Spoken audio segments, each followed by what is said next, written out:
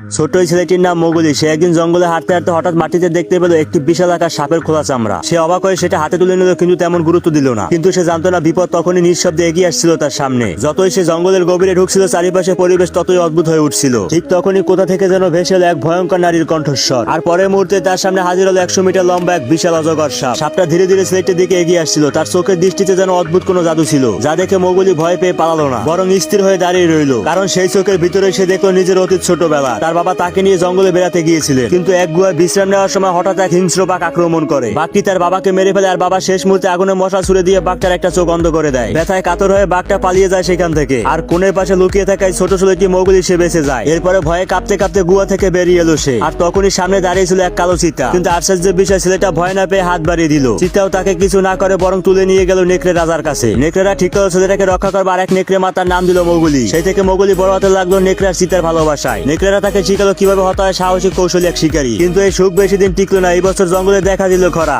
নদীর পানি শুকিয়ে গিয়ে মাঝখানে দেখা দিল এক পাথরের জায়গা, যেটাকে সব প্রাণী শান্তির পাথর বলে ডাকে। প্রতি বছর শান্তির জন্য সব প্রাণীকে শিকার বন্ধ করতে হয় এবং একসঙ্গে বিপদের মোকাবিলা করতে হয়। পুরো জঙ্গল তখন অদ্ভুতভাবে শান্ত হয়ে যায়। পাখিরা খেলছে কুমিরের মুখের সামনে, ইঁদুর শুয়ে আছে সাপের গায়ে হেলাম দিয়ে। হঠাৎ একটা সপাট শব্দে সবাই চমকে উঠলো এবং সবাই তাকিয়ে দেখলো মোগুলি নদীর ধারে বসে কাঠের দণ্ড দিয়ে পানি তুলছে। কারণ মানুষই তো একমাত্র প্রাণী যে জানে কিভাবে স্বর্গরাম ব্যবহার করতে হয়। নেকড়ে রাজা এটা দেখে রেগে উঠলো, কারণ সে সবসময় মানুষের রক্ত আর আচরণ থেকে দূরে থাকতে বলতো। কিন্তু ঠিক তখনই আকাশ হঠাৎ কালো হয়ে এলো, বাতাসে ভেসে এলো এক অদ্ভুত শব্দ।